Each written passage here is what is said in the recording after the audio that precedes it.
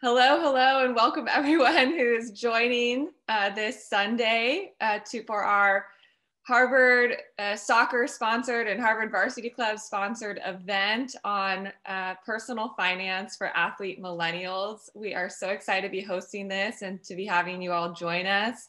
We have a fantastic guest who I will let be introduced shortly, but for those of you who don't know me, I'm Christina Vandenberg, Harvard class of 2010, and on the Harvard Soccer Community and Engagement Committee for our Harvard Soccer Board. And we're just really excited to be hosting this and bringing financial education to all of you.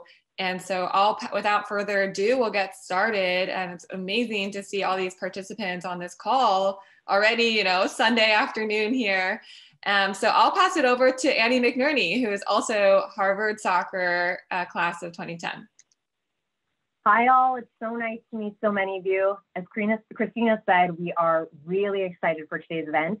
This is meant to be a relaxed, friendly environment just to learn more about personal finance, no matter where you are in your career or your financial planning journey.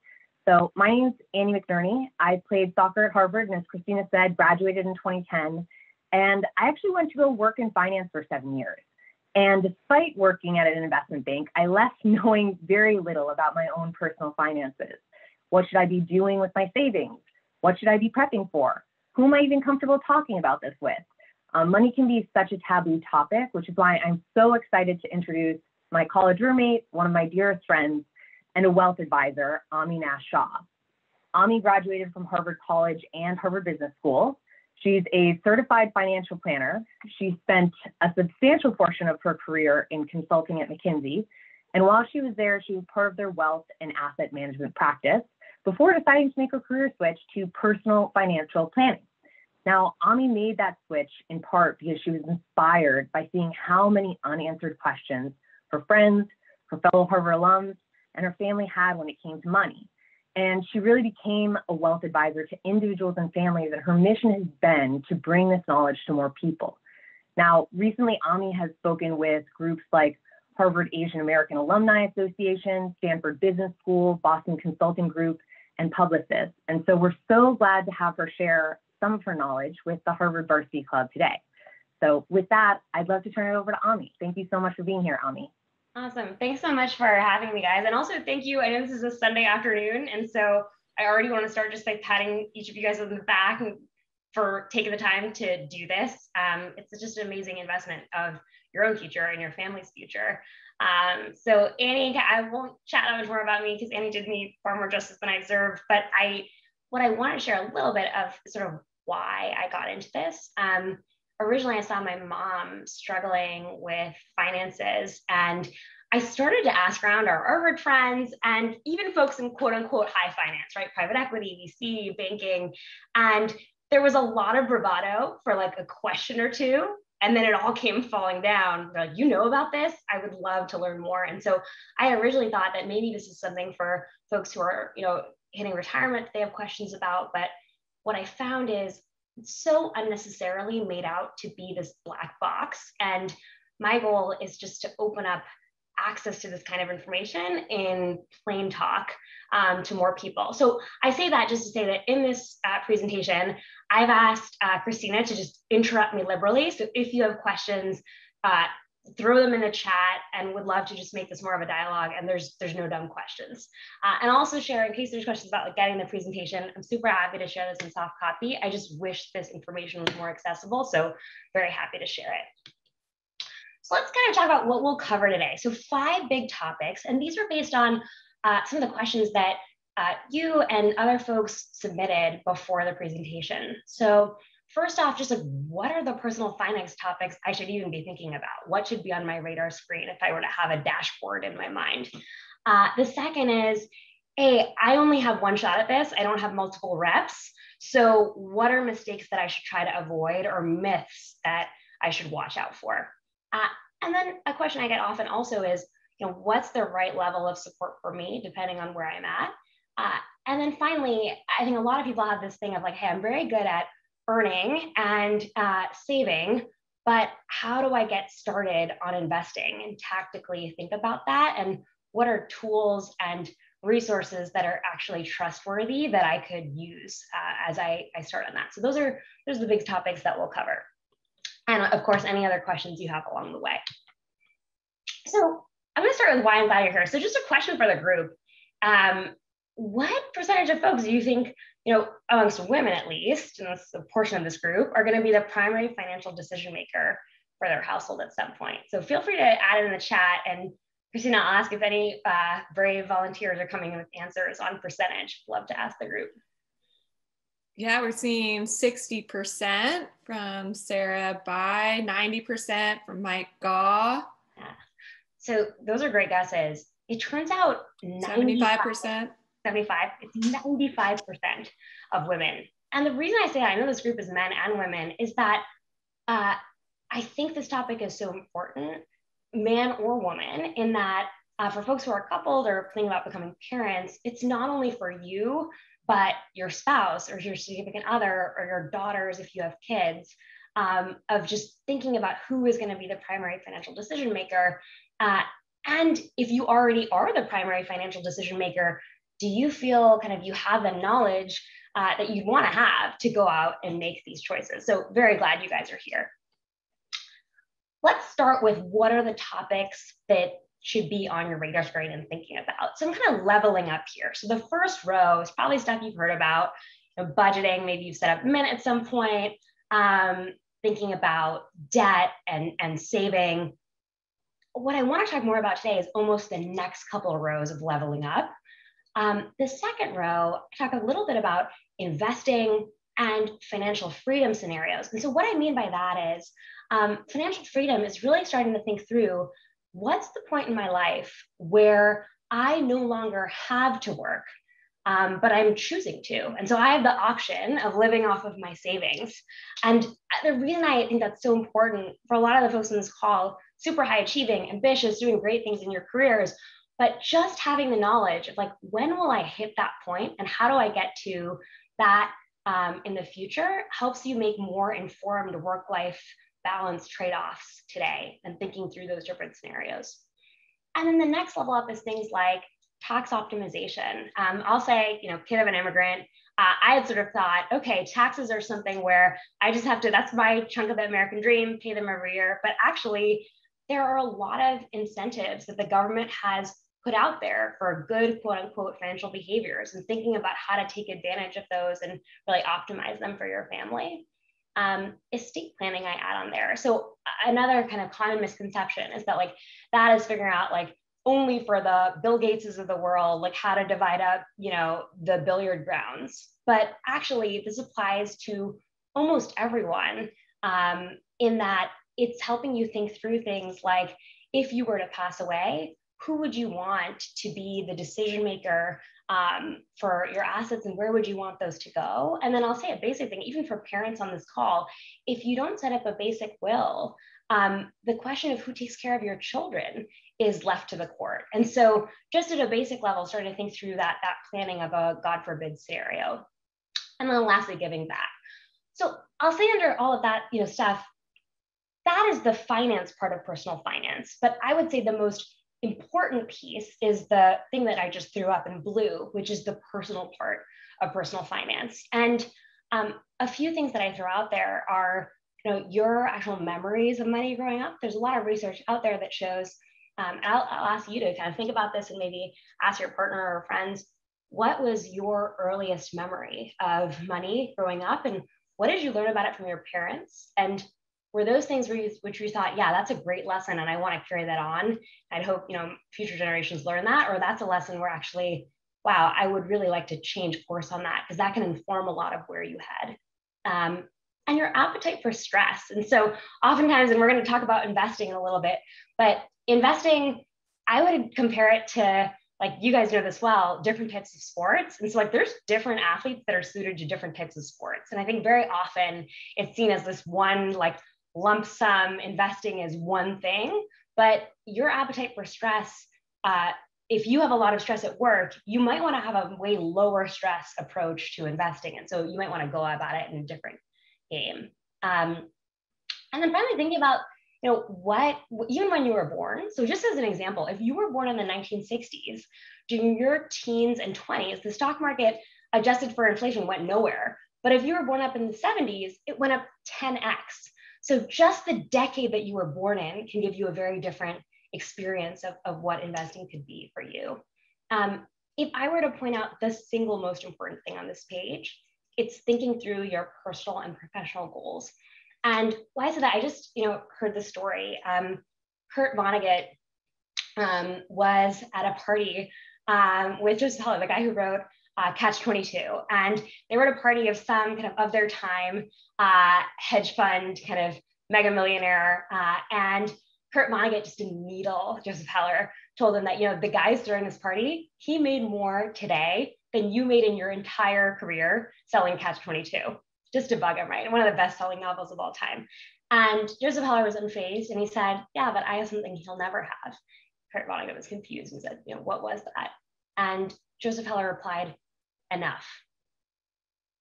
And when I heard this story, it just gave me a huge set of pause, because realizing, what is that enough mark? I think a danger, particularly for high achievers and the super educated, is never thinking about what that goal is and where the goalpost is. And then danger one, the goalpost continuing to move, or danger two, the goalpost just becoming money, as opposed to remembering like money as a means to an end to get to other personal and professional goals you have. So that would be kind of my most important one on this page. So let's talk about like some of the actual kind of mistakes that come up. And this is through working with many different families of what I see. The first one is like the Goldilocks problem of having too much or too little in cash. So like, what is the Goldilocks sweet spot? For most families, and again, more personal, knowing what helps you, but you want to think through how many months worth of expenses do you want to have as a potential emergency fund if you were to lose your job, or if you were to want to take time off and not work and have time to search for a new job. And so just to give you an industry benchmark, typically that's within 3 to 6 months of your expenses. And that's the amount to have in cash. And what I find, and my guess is even amongst this group, a lot of folks end up having more than that because there's a little bit of inertia, right? Like that's where the money goes. If my paycheck goes into my savings account. And so not necessarily putting it to work. And so the reason I would kind of guard against the too much is that cash loses value just through sitting in the bank because of inflation. And so being honest with yourself about how much liquidity you need and or cash on hand. And again, that's personal. I think I'll just give you a personal example. My husband grew up in a family where he wanted to make sure he was ultra secure, and so for us that's 12 months, not 6. And so you just have to figure out the personal number, but at least having that number in your mind. The second one is missing a savings bucket. And so I guess first let's just talk about savings itself. Like you have inherently, through being on this call, have had access to a high education and probably access to an above average salary. So you don't want to be average about your savings. And so really, this is a personal number of what works for you. But if you were to look for a heuristic, like you're kind of shooting for at least 15 or 20% of your income post-tax to be putting towards longer term goals. And look, a bunch of acceptable reasons to save less than that, right? Like high medical bills for you or a loved one. But often I'll hear, it's stuff like, I ordered a ton of seamless this year, or like my rent is really high in New York City. And so thinking about that piece. And what I will say is that another misconception is that, especially since employers offer things like a 401k, just from having run the numbers often, maxing out your 401k is not enough to cover a comfortable retirement. And so going into a personal investing account where it can earn a high rate of return is really required. And let me just explain what I mean by missing a savings bucket. So there was a question here, and Annie brought this up at the beginning of, what should I be doing with that cash if beyond putting it in my bank account? So what I've laid out here, you can almost think about this as like a waterfall, for one bucket flows into the next. And it's a prioritization of my suggestion of where to go with that extra cash if you have it. So just a few that I'll point, and just the columns to explain them is one, on the far left, the bucket itself, and then why to put it there, how much to put, and then where to kind of put it to work. So some of them kind of make sense. Your employer 401k. The reason I put that first is that a lot of employers offer a match, which is effectively like free money. It's like by not doing that, you're kind of like tearing up a paycheck or two rather than taking it to get that match. The second one, emergency fund. So that's the one we were talking about of having that 3 to 6 months of living costs. The main thing I'll point out here is exploring, if you haven't already, a high yield savings account. And what that is it offers a much higher rate of interest than a typical bank account. Really think about like the Amazon effect, where these high yield savings banks, so some of the common ones you'll hear about are Ally, ALLY, Marcus, which is run by Goldman Sachs, Capital One has a good one, and Synchrony. They're offering an interest rate that's almost right now, probably like 50x that of a normal bank, because they don't have a big brick and mortar retail footprint to support. And so they can offer higher interest rates. It's a great thing to do, with that emergency fund to put it to work. And then I put paying off quote unquote bad debt. And what I mean by that is my cutoff between kind of good and bad debt is thinking about what is your opportunity cost. So if you were to invest in the stock market, what would be the kind of rate of return that you would get? And if there's debt that's going to be even higher than that, so super conservatively, let's say 6%, if you want to be less conservative, closer to 10%, just based on historical numbers. So if you have debt that's above that, I'm going to be conservative, above that 6% mark as an interest rate, that's stuff that you just want to get off of you and put higher up on your rankings. And then some of the other ones are a bit more self-explanatory. I'll point out the ones where I think people miss it. It's number 7, the individual investment account. So a lot of folks are saying bank account, max out my 401k, and that's it. But setting up an individual investing account, that is probably the biggest wealth engine that you can create for yourself. And amongst the folks that I work with, generated a lot of wealth over time. When we run the numbers, their money has earned more than they have. Like their money in their investment account has earned more than their collective salary over their lifetime, which is wild when you think about it. And so that's why I say really making sure about looking at that 7th bucket.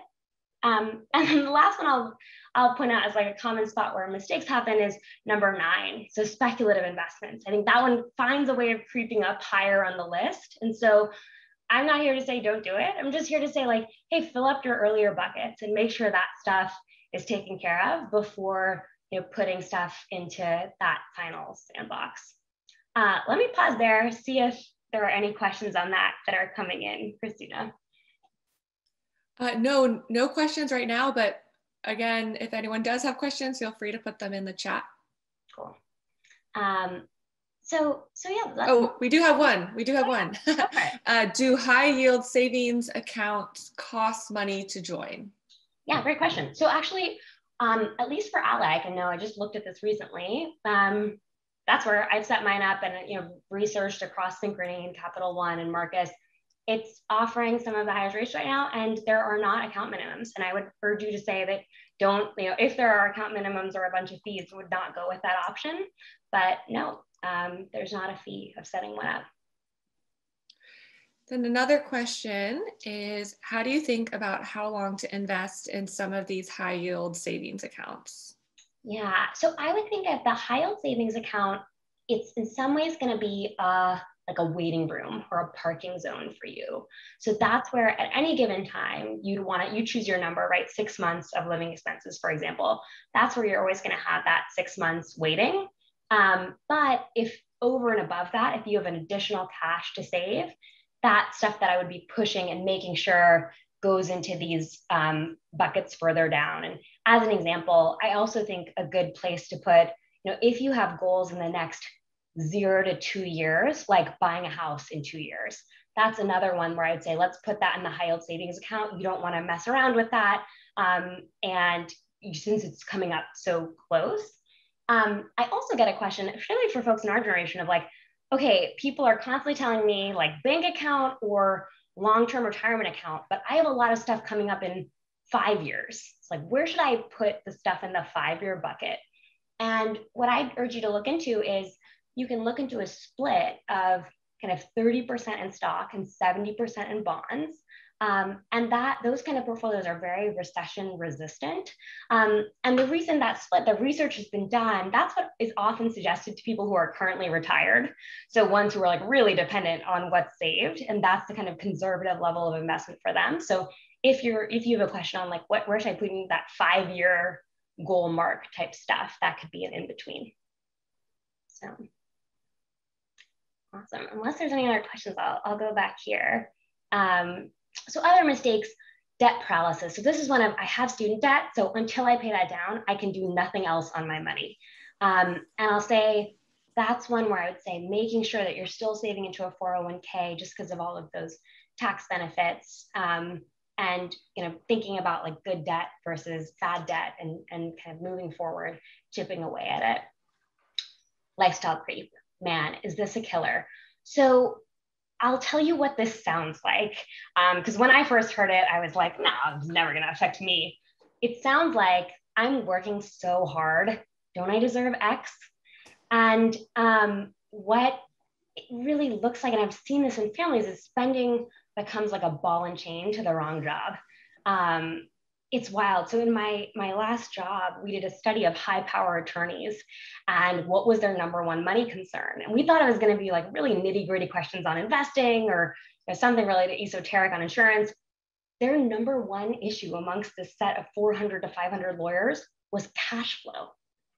Cash flow, because what had happened is they were so unhappy in their jobs, they were spending kind of out of their sorrow sometimes at work. And so I had an attorney, and he used to joke when we looked at his, money coming in and his spending, he called it his "where the F's the money" analysis, because he was earning, close to $1 million a year, and it was going away. And so I will say this is not to be like you need to be budgeting every latte. I find that painful, and in fact, I will mention here, like I find Mint and you need a budget super annoying because it just makes you anal and constantly checking over your shoulder for budgeting. So I think, and you guys will know this because you're actually fit, but the best workout plan is one that you can stick to, right? And so I find that for budgeting, the best thing to do is what's called reverse budgeting. So instead, that is setting a savings target, paying yourself first, so just automatically sending that money to an investment account. And then whatever's left in the bank account, it's automatic budgeting, right? Because you've already paid yourself first and you've set up an automatic payment to an investment account. So that's one that I find that people can stick with a lot better than doing really intense, category budgeting. And then moving further along, insurance traps. So look, there's lots of good types of insurance, but I will say, I had a colleague who was also a wealth advisor, and she was like, her number one job was preventing people from getting oversold on life insurance by a quote unquote nice young man. And so what I'll say here is that term, TERM, life insurance, is the right answer for most people, and it's lower cost. And where I would tell you, and look, there's going to be different answers for each people, but where I would tell you to put your antenna up is anytime someone is telling you that they're mixing an insurance and investing strategy. That's when your antenna go up, because in this case, it can be not a best of both worlds. It can be that you're overpaying for the insurance and overpaying for the investing. And it would have been better if you had chosen to do each individually at a lower cost. And a good website for this, if you're just kind of trying to decode how to think about insurance and what it is a website called policygenius.com. It gives a lot of plain talk explanations of insurance policies, helps you shop them. And so that's one that I'd suggest if you're curious on this space. Number 6, overpaying for investments. Man, this is like, if you take one thing from this presentation, go check this for yourself after. You are looking for your investment fees for under 30 basis points, annoying jargon. That means 0.30% on fees for your investments. And a common place where this gets hidden is 401ks, because they figure, and probably like rightfully, people are so bogged down with work that they're never going to check that stuff. They're just like max it, or I'm not even sure what I chose, but that's a common place where fees get hidden. So you're trying to look for stuff under 30 basis points. And then for actual investment advice, looking for something where it's 1% or less of a percentage of the total assets that you're managing. So those are two good like lines in the sand to just say, hey, antennae up if I'm paying more than that. And then I'll say missing tax saving opportunities. Okay, so I'll throw out a couple that I think are pretty neat. There's way more and clearly like nerding out over this stuff, but I'll give you one example. If any of you give to charity, do you give to charity today via like a credit card payment or writing a check? And if so, consider alternatively giving stock. And the reason I say that is if you give in stock to a charity versus in cash or a credit card, you don't have to pay capital gains tax. So depending on your income bracket, you could be giving 20% more to the charity by just giving in stock versus by giving via credit card. So, huge difference. And that's the government's incentive to say, encourage you to give back. Another interesting one to be looking at is 529s. So if you have kids or are thinking about them, the government offers you a doubled tax incentive in a lot of places to save for their college. So 529 says that you don't have to pay on the growth in the account taxes, after you put that in. And a lot of states also offer a tax deduction in year when you give to a 529 and contribute. And I'll mention this resource later, but a great website to look at is savingforcollege.com. And that gives you a lot of state-specific resources on 529s. And also, fun fact, it now can also be used for up to $10,000 a year to pay for private school in K through 12. So those can be a really neat vehicle. So lots of things to explore there, but taxes are a great place to save. And then the last one, good for them, but not for me. So I have a 1-year-old and someone gave me this parenting advice early on, but I think it applies for investing that, what's good for him and her is not necessarily good for you. And so just beware of taking financial cues from people playing a different game. I was just thinking about how like Michael Jordan started to play baseball versus basketball and his arms got huge for baseball. And then he switched back to basketball and like, he just couldn't move as fast. I think similarly, like if you're hearing someone like say on the news, buy Enron, like who is you should buy Enron? Who's you? Is you a day trader? Is you a retiree? Is you someone starting their career with a long timeline versus not? So the same goes for investment advice. Like really think about who's telling it to you and what are their incentives. I'm all about kind of following the money in this case. And I'll say now, having studied this a lot, 80% of what's on Google and subreddits is garbage. And like, that's just so frustrating. I think that's part of what makes it a black spot. So happy to share after is like resources I think are trustworthy, but I just wanted to share that as a watch out. Any other questions that are coming in? I'm going to jump in with a few that came through in the chat. One is, can you start a 529 before you have a kid? You can. So you can set yourself up as the beneficiary. And then you can always transfer it to the kid as and when they're born. And, who knows, like, life is full of the unexpected. So if you don't end up having a kid, you could transfer it to a family member, niece, nephew. I know a couple who their kid decided to not go to college. And so they spent it on themselves on educational cruises through Europe. And it works for that too. So they had a blast for a year. So it's usable and transferable. Great. And then going back to that idea of a high yield savings rate, and if you have a 5-year plan where you want to have your cash relatively liquid, did you say that you could look at putting your money in 30% in stock and 70% in bonds? Just wanted to clarify the percentage. Yeah, great question. So I sort of think about a few, buckets of life. So like 0 to 2 years, I'm saying, hey, you don't want to be sweating bullets about that overnight. The market dips regularly, right? But over the long term, it is up and to the right. But in the short term, it is rocky, right? And so for 0 to 2 years, I would suggest high yield savings account. I would suggest in your checking account, probably having about like 2 months of that, 6 months, and personal, of course, to just cover day-to-day expenses. And then for the kind of 3 to 5 year range, that's where something to explore. And again, this is your risk tolerance, et cetera, is like a 30-70 split. And I'll recommend here Vanguard. They're no affiliation myself, but they're oftentimes known as like one of the lowest cost investment providers just because they're not owned privately, they're not owned on the stock market. And so they're sort of effectively owned by their investors, which allows them to kind of generally kill the game in terms of lowest cost offerings.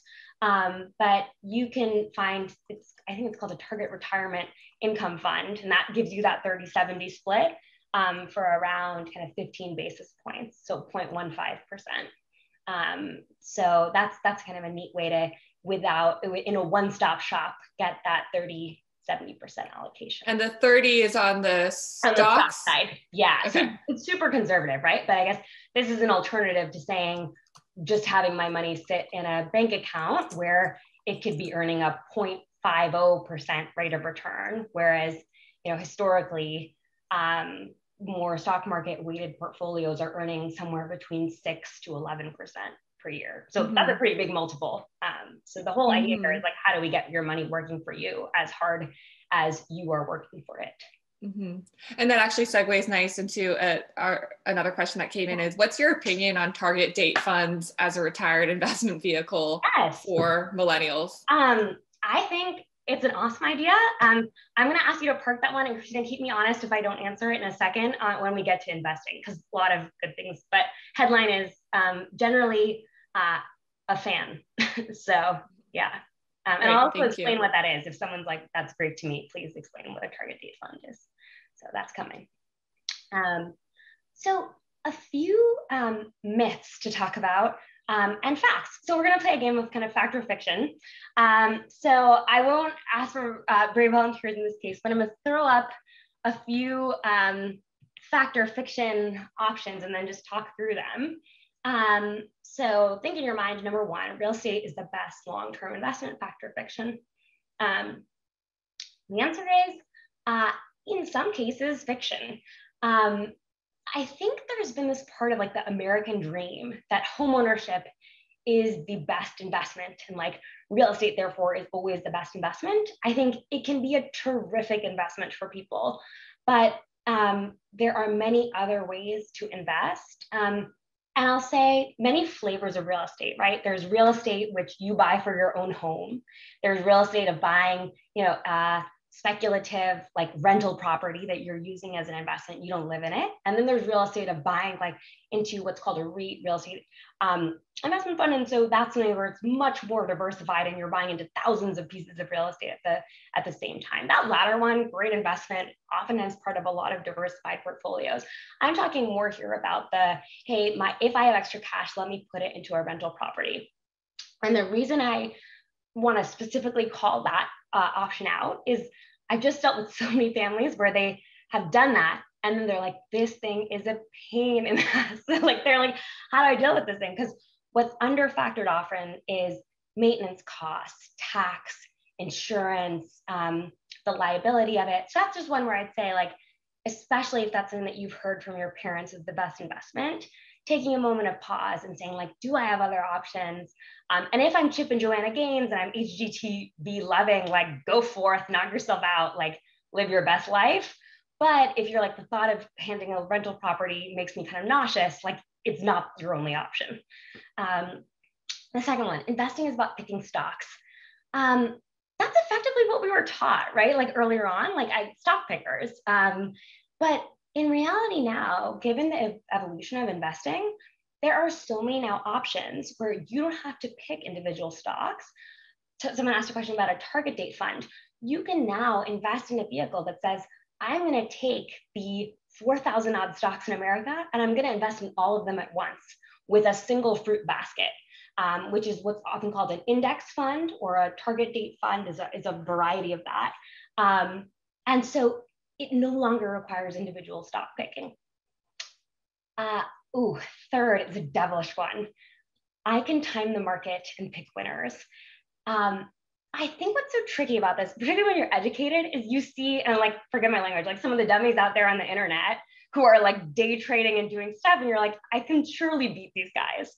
But the research shows time and time again that it's really difficult to find an investor who has beat the market for more than a period of 5 to 10 years. Like, it comes down to people, like, you count it on your hand, the number of investors who have done that. And then the question is, if I want to join them, how much am I paying for admission to get on that count on two hands, boat? And does the cost that I paid to get there, I always ask, what am I paying and what am I getting? So maybe even if you're getting something amazing and once in a lifetime, if you're paying all that to just be part of that elite party, like, is it worth it? So that's another, one I would caution against. Number 4, this is a tricky one. I think a little bit of like, hey, we're type B folks, we study hard, we know a lot. And so it's a little bit like, until I am an expert, I cannot start this. And I'll show this in numbers a few ways, but like, this is one where half the battle is just getting started. And I'll share a stat here. If Warren Buffett had started investing closer to retirement, which is maybe what some of our parents have done, today, instead of being a multi-billionaire, he would be worth $12 million. Right? So just take a moment to let that sink in of like, time is your most valuable asset here as an investor, just letting that, savings compound. So rather than kicking the can down the road. And then number 5, this one was, just very striking to me and seeing out numbers, but a lot of folks think that like my wealth generator is just my income. So like put my head down, get my salary up. And the thing that like really blows my butt, there's all these articles out there of like how to negotiate your next raise. And I'm like, what good is fighting like for hours for that next raise if you're leaving it in a bank account rather than letting it grow for you? And if just a little bit of those hours of mental energy went towards, making it work for you in a big way, how much further could it go? So yeah, jury's out of, all myths here, a little bit of a leading question, but these are common ones that I see tripping people up. So moving on, and then I promise we'll get to the, how to get started on investing, but what's the right level of support for me, right? Because you might be thinking like, okay, yeah, this would all be very nice to do, but like I have an extremely demanding day job. So how am I going to tackle all this? All too often, I feel like people are like suggesting that they are the golden bullet or silver bullet for every person. I think this answer varies depending on where you are. And the rough proxy is the amount of assets that you have right now. And what I mean by that is how much you have in your bank account and in your retirement account and in your personal investing accounts. That's like your investable assets. And I've laid this out kind of in phases inspired by that enough story I told you earlier, right? So the first kind of questions of how do I get enough for today and then get enough for tomorrow? And then as you kind of get to the 1 million, 5 million range, like, I think I have enough, do I? And then so on and so forth. So what I put in gray here is my suggestion of kind of how to level up as you go through the DIY or robos. You might have heard about Betterment, Wealthfront. Vanguard has a great offering too. And then moving up, I historically have been a fee-only advisor. So full disclosure, that's the gray box, that was me. But it's not for everyone. And so figuring out the right amount. And I frankly feel like there's a gap right now in people getting great advice at that hybrid zone, right? Of kind of 250,000 to somewhere, 3 million, 5 million of assets. And I wish there were better solutions. And that's part of why I get so excited to give these talks, because I feel like a lot of folks in those zones are not getting their question answered. A few things that could cause you to level up sooner: if you own a business, if you have complex compensation, so if you have stock options, RSUs, deferred comp, or if you're have some family stuff going, so inheritances or trusts, or you're going through a divorce, that might say, I want to bump up a level sooner than what's suggested here. But I think the big thing to keep in mind is just making sure it's a reliable source. I will say, if you're getting into the zone where you're in hybrid of working with a planner or a fee-only advisor, a few bright lines in the sand to keep in mind. Here are your kind of criteria. One, you want someone who's educated. So like certified financial planner, CFP, that's kind of the MCAT of the financial planning world. So making sure that person has that. Someone who is a fiduciary, which means they have legally committed to put their interests behind yours. So your interest would come first, which is wild that doesn't exist universally, but that's the case of this industry. And then someone who's fee only. And so this is another one where I almost feel like sheepish to say it out loud, but there are a lot of players in this industry who are not fee only, meaning they are taking payment from companies to push product on you versus just payment from you to give you advice.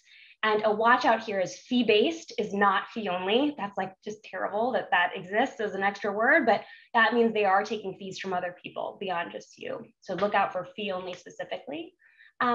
And then finally, like figuring out, like asking someone to show you a sample plan so that you can make sure it's the right level. And the thing that made me so kind of on guard about this is my dad had a whole career spent at Goldman, and I realized that amongst the Goldman partners and MDs, they themselves were shying away from using Goldman wealth management. And no offense to anyone here on the call, I'm sure I'll take slack for this later if anyone is, and apologies, but you know, really making sure that you're getting advice from someone who's not pushing product on you, and you know, is there really to put your interests first.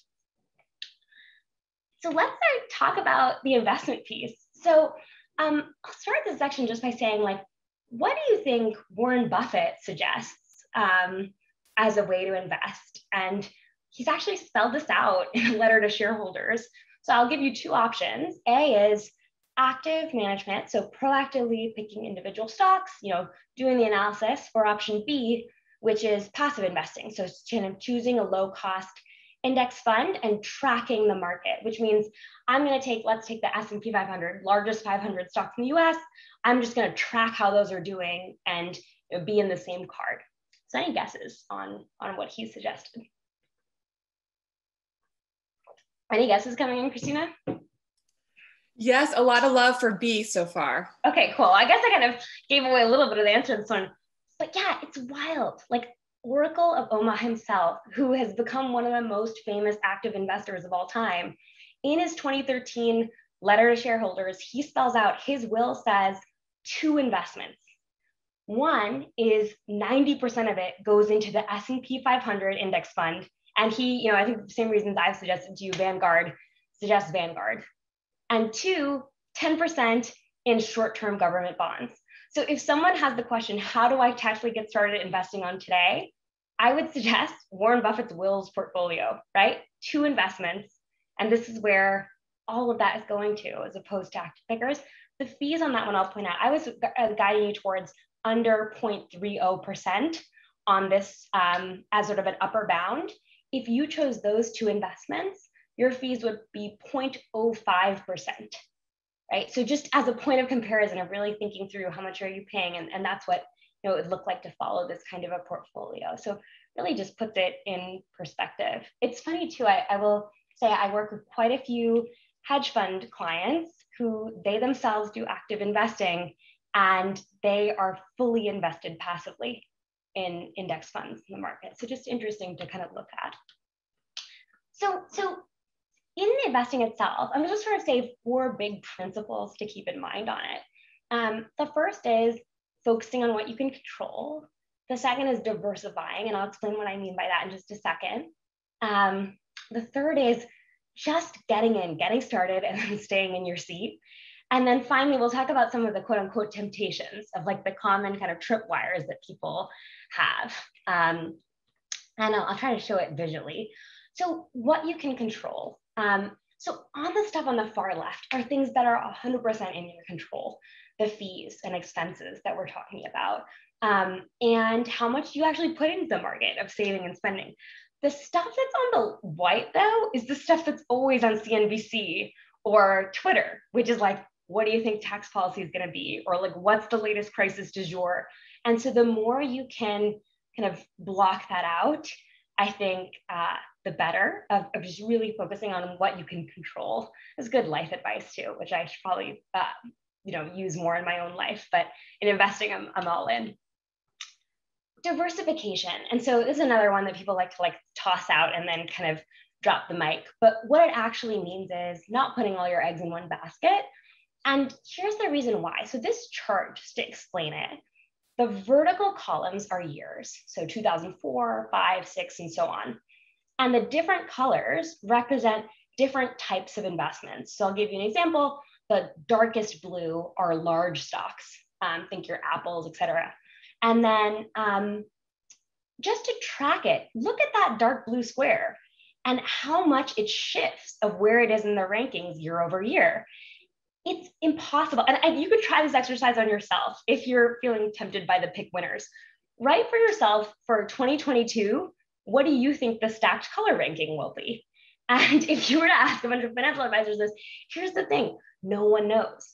And so diversification says, since it's really impossible to consistently predict winners, just own it all. And so that way you are going to capture the returns wherever they occur. And that's why it's called kind of like the only free lunch in finance. And so that question is how to do it. And so index funds are a great way. ETFs now are kind of a more modern version of that, exchange traded funds, of getting a huge collection of stocks at the same time. That would be my recommendation there. Getting in the market and staying in your seat. So what's wild about this, I'm going to show you kind of compounding and why Albert Einstein called it the eighth wonder of the world in a few different ways, just because it's not intuitive. Here is why time is your most valuable asset as an investor. If you started doing this at 35, to get to a comfortable 1 million at retirement, you would only be having to save $1,000 a month. If you started at 55, you'd have to be saving $6,000 a month. So 6x that if you started 20 years later. So this is why I really think, like, I don't know if you guys read Shoe Dog, the guy who started Nike, wrote his autobiography, but he has this quote in there that I love, that the best time to plant a tree was 20 years ago, and the second best time is today. And so that's truly how I feel about investing. I'll give you one more example to just really sink the point home. So another poll question for you guys is, how much, if $1 in 1926, so we're going to account for the recession in there, I'm not going to selectively take that out, or the Great Depression, how much would it be worth if it just kept pace with inflation? So that's kind of even better than just keeping it in the bank account, versus you put it in big stocks. That's what the decoder ring is on US large cap, and you put it in small stocks. So any wild guesses on A, B, and C? Any coming in, Christina? And also, if any questions are coming in, I'm in. Yeah, we got for A, B, and C, 2 cents, then 1,200, then 880. Okay, cool. So, and take a look at the other guesses that are coming in. I'm going to share the real numbers. So here's the chart. In gray, if it kept pace with inflation, it would be worth $14. In light blue, or large stocks, that's the Apple Googles of the world, it would be worth $7,000. And if it was put in small stocks, it would be worth $20,000 today. So what I'll say is, like, this is why I'm saying that in personal investing bucket is so massive, of letting that work for you. And what I also want to put on this page is, look at the curves themselves.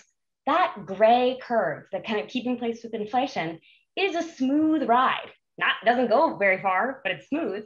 Whereas that top blue, light blues, those are rocky rides, right? But the rocky road is your cost of admission to this ride. And so what you really care about is just not the stuff in between, but where the stock goes in between when you buy and when you sell. And it's interesting, if you look at studies, investors who look at their investment portfolio less frequently do better, and when they're doing this passive approach, because they're less tempted to day trade.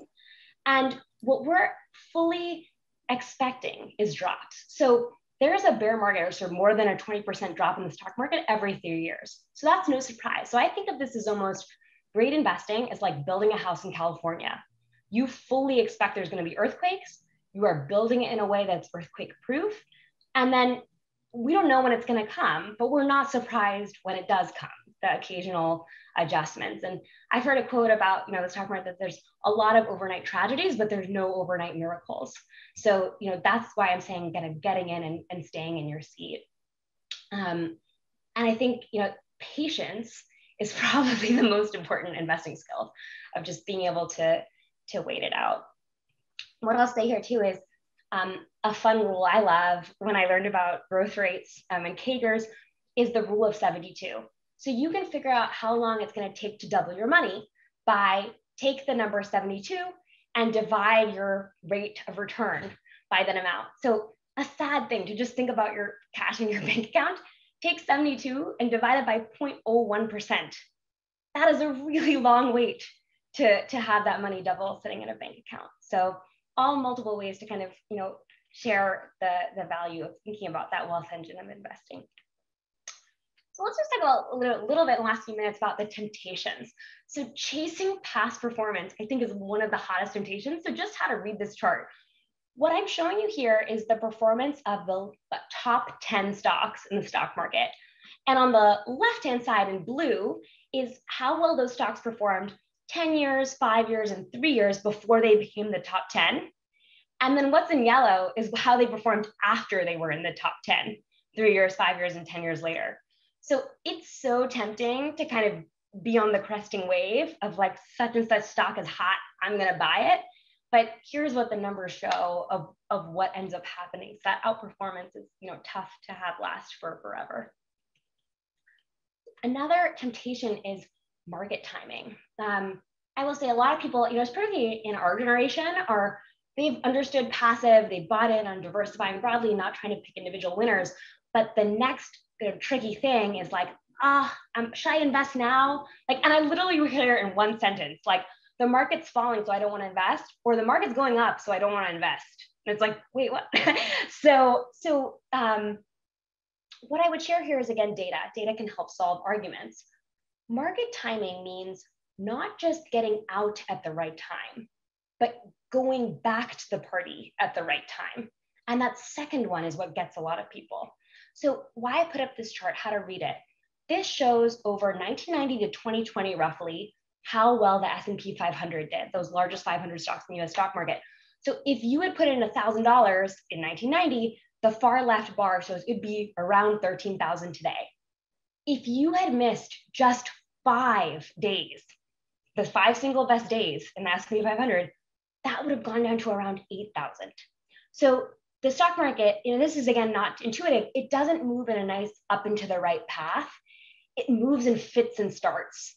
So just missing a few days can lead to a massive adjustment in performance. And so that's why often a strategy to think about is something you might have heard of, dollar cost averaging. So it's just saying, I'm going to set a set amount every month that I invest in the stock market. And that is going to be the most I kind of think about it of, I've chosen a simple investing strategy that's low cost, and I put the same amount in every month. And that way, when the stock market's really high, I'm buying less because it's the same amount every month. And when the stock market's low, I'm buying a little bit more because, you know, I'm quote unquote buying it on sale. And so really thinking about that for market timing. The last thing is just knowing thyself, right? Of you know, selling low. And I'll ask you, how did you feel if you were invested when the market crashed in March 2020? And I've had folks answer me honestly. I think some people have said, look, I bought more. It was great, like good deals. And I have had people tell me, like, I honestly had trouble sleeping at night because like my kids' education savings are in the stock market. And so just here's what ended up happening after March 2020. But knowing thyself, of setting up protections for yourself. So is that a lower risk portfolio, which means kind of more in bonds versus stocks? Is that making sure you have a solid emergency fund? That way you're not tempted to like sell out at low because you know that you have a good buffer in place in case, you know, God forbid happens. Or is that, you know, having a third party to stay your hand? It's really a know thyself game. I'll pause there, see if there's any other questions on investing. If not, I'll share, maybe Christina, I'll ask your help to kind of send the link out of sharing the presentation. If not, I'm happy to share, you know, a few of I'll just leave this up of my favorite tech tools for help in this space too. But let me pause and see if there's questions. Yeah, one just came in. We have comparing bond funds. Yeah. Which maybe give you more variety but more risk, yeah, versus owning the bonds, which maybe have less risk. What is your take? Yeah, and maybe explain the difference between those at first. Yeah, for sure. And I also want to take the target date fund question too. So let me start with the bond fund question. So a bond fund is saying that, and rather than let me just explain what a bond is. A bond is effectively an IOU. So like think of it as a loan, very small loan that you're making to the company. Whereas a stock is a very small slice of ownership in the company. So I own a very small percentage of it. So that's why, you know, a loan is generally lower risk than owning a small part. So a bond fund says, rather than having an individual IOU with a few different companies, you're going to buy a fund, which is like the fruit basket of many different companies in there. And so I would say, actually, it's not that a bond fund is always more risky than an individual bond or less risky. It really depends on the type, right? How long the term is of the bond, what's the credit risk of the company that you're in, just in the same way as, you know, if a bank was lending you for a house, how risky are you as someone to lend to? And so what I would look at a bit more is kind of, I in general recommend kind of low cost bond funds as a way to diversify so that you're not taking individual company risk, but that's the starting place of how I would think about it. And then the target date fund question. So what a target date fund is it says that this is for the people who are really don't want to be spending extra time thinking about this, which is most people, right? Like you have a day job, you have a family, you have passions, you guys are athletes, you have also like other things that are taking up your time. What it does is it tells you, you tell us the date that you want to hit financial independence or potentially have the option to retire. And then it'll do the work for you of figuring out how much should go to stocks and how much should go to bonds, and then gliding that towards more and more conservative as you get closer to your quote unquote target date. So it really simplifies investing. And it's interesting, those have been introduced in the last decade or two. And the vast majority of 401k or employer retirement plan money is going there now because people are just recognizing that it's a lot simpler. So I was suggesting, you know, one simple way to get started in investing is that Warren Buffett portfolio of the 90-10. But if you want something even simpler, a target date fund, those are also 0.15%, at least at Vanguard, as a very simple way of a single place to go put it. And it'll give you, you know, 8,000 plus stocks, bonds that it's investing for you and making more conservative over time. Great. And then I know this is a question you often get, but what are your thoughts on Bitcoin and cryptocurrency? Yeah, so I'm all in. No, so what I'll say is, okay, this is again a question. Hey, it's personal. So here's what I'll share, a few thoughts. The first priority, I think we said it is goals, right? So like, what's the first priority would always be, how can you hit your goals, you know, in a way that lowers your risk and helps you sleep at night? And so for a lot of people, given the goals that they have, a stock and bond mix is enough to get them there, right? So that would be kind of the first thing to consider. But if you have wilder goals, like that require something even faster growing than kind of the upper bound of 10% that the stock market has returned, that's kind of something to put on your radar. The second thing are the pros, right? So like one is, maybe it could be like, it's fun, right? Like there's speculation and it's fun to track. That's where I would say, like, okay, if that's the case, like put it in a sandbox, have a small amount that you do. And then an inflation hedge, but I would say stocks are actually great at that too. So not really required, or as kind of a last chance, like almost like gold, you know, alternative. Really, I think those arguments, each of those you could debate. I think really the big one is diversification, right? I was saying you want to own the whole market. So let's just look at the real numbers. Right now, cryptocurrencies are about 2 trillion in market capitalization, and the total world market capitalization is around 100 trillion. So Bitcoin, if you were to truly diversify, would it be about 2% of your portfolio? So that's kind of the upper bound for me of how much to have. Again, it's pretty personal. The cons that kind of hold me back are stress and psychology. Like if you have a stressful job, like do you want to be having the stress of watching that thing ricochet? And if you're up for more stress, like go for it. But if not, you know, it's know thyself. And then the other thing I'd watch out for is fees. Bitcoins are a bit infamous for at times having high fees. The biggest Bitcoin ETF right now has an investment fee of about 2%. And so that's in contrast to what I was saying earlier, like the Vanguard S&P 500 is 0.05%, right? So 40x the fees to be using Bitcoin. So that's, I guess, just a consideration to have. But overall, like I definitely think there's room for a portfolio, but just with the watch outs of, you know, fees and stress. Great. And I know that wow, the time has just gone by so quickly. I can't believe it's already top of the hour here. So I know that people maybe have to run, and We had just 2 quick questions come in, so maybe we'll just address those and then we can wrap up. Just quickly, can you just clarify that for the timing of the market, what qualified as a best day? Oh yeah, so the days where from the beginning of the day to the end of the day, there was the highest kind of return in the market. So biggest jump from low to high. Great. And then which kind of bonds would you recommend for millennials?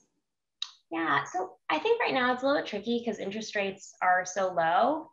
So for most folks, what I'm recommending is kind of high credit quality and short-term bonds, but that's one where it really depends on like the individual's kind of characteristics of your situation. I'm a big fan of kind of the some of the bond funds that are laid out, even in the target date funds that a lot of the larger investment providers. But in general, where I am right now is kind of short-term is probably where to be just in case interest rates go up quite a bit in the future. Great. Well, everyone, we just added the link in the chat if you'd like a copy of this presentation, which Ami has so generously agreed to share.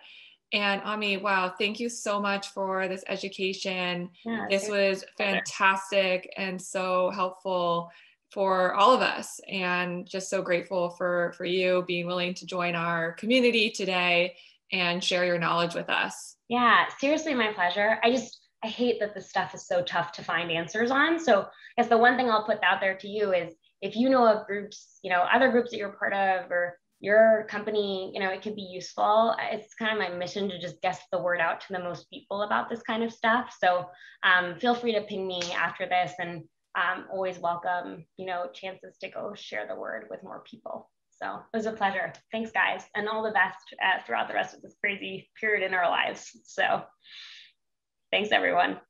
Great.